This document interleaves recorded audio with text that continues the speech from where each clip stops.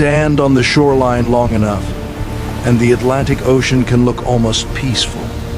Waves roll in a steady rhythm. The horizon stretches endlessly. Sunlight scatters across the surface like shattered glass. It feels ancient, calm, eternal. But do not let that calm deceive you, because the Atlantic is not merely water.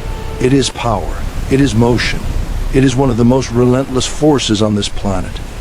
And when it awakens, even the strongest ships tremble. Tonight, I want you to imagine something few people ever truly understand. Not watching the ocean, not flying above it, but being inside it when the storm arrives. Picture yourself aboard a vessel hundreds of miles from land. No city lights, no shelter. Nothing but open water in every direction. At first, the sky darkens quietly. Clouds gather like an army assembling beyond the horizon. The wind stiffens. The temperature drops. Seasoned sailors recognize the signs immediately. Pressure is falling, and when atmospheric pressure drops rapidly over the ocean, it is often the birth cry of a monster. You see, the Atlantic is one of the primary breeding grounds for some of the most powerful storms on Earth. Warm tropical waters fuel hurricanes, while clashing air masses farther north generate colossal extratropical cyclones capable of reshaping coastlines. A hurricane is not simply a storm. It is a heat engine. As warm ocean water evaporates, it feeds towering thunderclouds. Rising air creates a vacuum below, pulling in more wind. The Earth's rotation begins to spin the system, organizing chaos into a tightening spiral.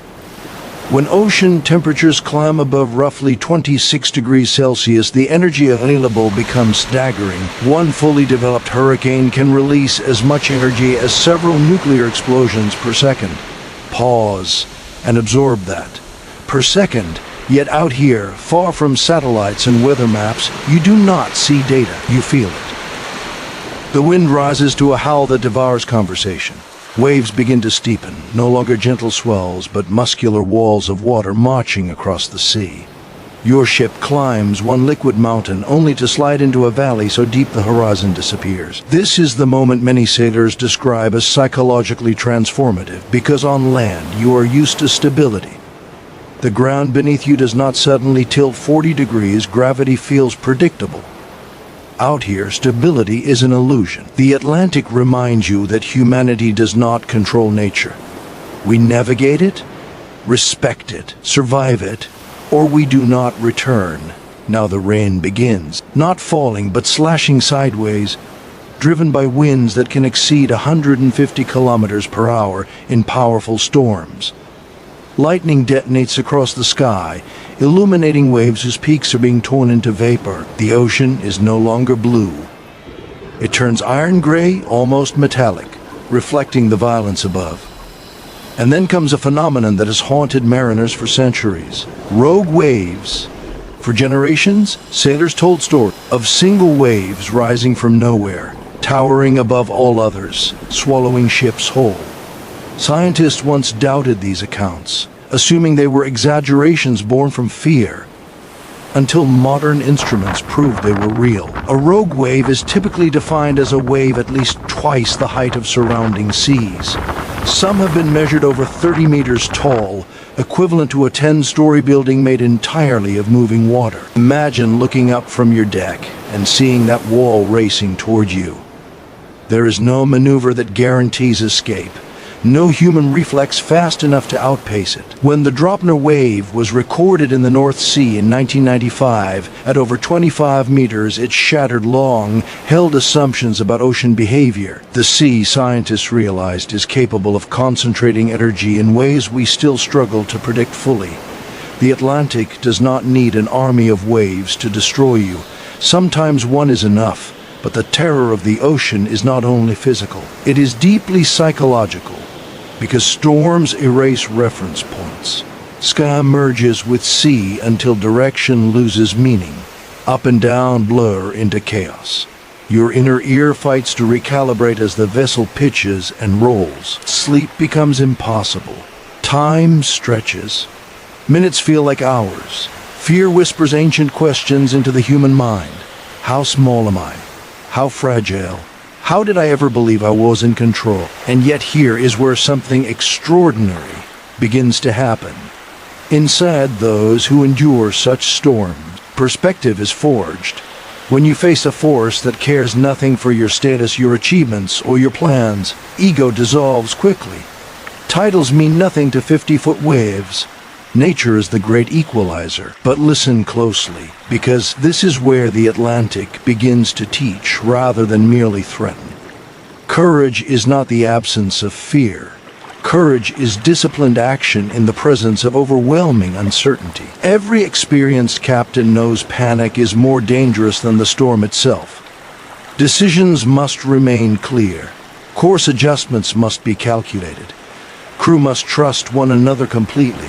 Preparation becomes survival. Modern ships rely on meteorology, satellite tracking, reinforced hull designs, and advanced navigation systems. Humanity has learned to read many of the ocean's signals, yet despite all our technology, the Atlantic still humbles us. Consider the winds known as the Roaring Forties and Furious 50s, latitudes where strong westerly winds circle the globe with minimal land to slow them. Here, waves can travel thousands of kilometers, uninterrupted, building size and momentum until they become some of the most formidable on Earth. Or think of the winter storms that batter the North Atlantic, where cold Arctic air collides with warmer currents like the Gulf Stream. The temperature contrasts inject enormous energy into development systems, rapidly intensifying them into maritime giants. These are not rare anomalies. They are part of the ocean's breathing pattern. And humanity ventures into it anyway. Why? Because exploration lives in our DNA. From the earliest wooden ships navigating by stars to modern research vessels mapping the seafloor, we have always been drawn toward horizons, not because they are safe, but because they are there. Now imagine the moment when the storm reaches full strength. Winds scream above hurricane force. Waves slam the hull with impacts that reverberate through steel. Some strikes feel less like water and more like collisions with moving cliffs. Yet ships are engineered with astonishing resilience. Their bows are shaped to climb waves rather than punch through them. Their flexibility allows them to bend slightly instead of snapping. Engineering, when guided by respect for nature, becomes a form of partnership with the elements. Still, even the best design cannot eliminate risk. History carries sobering reminders. Ships lost. Crew vanished, cargo swallowed without a trace. The Atlantic does not keep souvenirs, and yet for every tragedy there are countless stories of survival, stories of crews working for days without rest, of captains steering into waves at precise angles to prevent capsizing, of individuals discovering reserves of strength they never suspected they possessed. This is one of nature's most powerful paradoxes. The same storm that threatens your life can reveal the depth of it, because adversity clarifies. When stripped of comfort, the human spirit often rises with startling force. You stop worrying about trivial frustrations, petty conflicts evaporate, gratitude becomes immediate and fierce. Suddenly survival is enough, more than enough. But we are only at the beginning of this journey, because the Atlantic holds forces even more mysterious than towering waves. There are underwater mountains capable of reshaping currents, temperature layers that bend sound across vast distances, powerful currents like the Gulf Stream transporting heat across the planet, influencing weather for entire continents. The ocean is not just scenery. It is one of Earth's primary life support systems. It regulates climate, absorbs carbon, produces much of the oxygen you breathe through microscopic phytoplankton, and distributes heat around the globe like a planetary circulatory system. Without the Atlantic and its sister oceans, human civilization would not exist, so the very force that can terrify us is also sustaining us at every moment. Hold on to that thought, because it matters. Fear and dependence can coexist. Power and generosity can flow from the same source. And as your imagined vessel continues to battle the storm, another realization begins to dawn. You are witnessing processes that have shaped this planet for hundreds of millions of years. Long before the first human walked upright, storms crossed these waters. Long before language, before cities, before history itself, waves rose and fell to the pull of the moon. There is something profoundly grounding about that awareness. You are part of a story vastly older than your own. Yet we are not finished. The Atlantic does not announce its rage politely. One moment the sea breathes in long, heavy swells, and the next it rises like a living wall, darkening the horizon until sky and water fuse into one endless storm. You stand on the deck, and suddenly the ocean is no longer a landscape. It is a presence.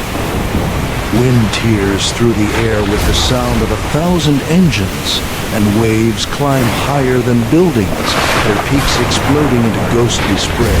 Each impact against the hull feels like the heartbeat of the planet itself, reminding you that beneath every drop of water lies a force older than humanity. Yet something unexpected happens in that chaos. Fear sharpens your senses. Every instinct awakens.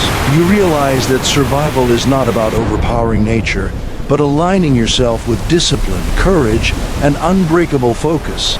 The storm strips away illusion and leaves only truth. It shows you how small you are, yet at the same time, how powerful the human spirit can become when surrender is not an option. And as lightning fractures the sky, a profound understanding rises within you. The ocean is not your enemy. It is your greatest teacher, revealing that strength is not measured in calm waters, but in the will to endure when the entire world seems determined to test you.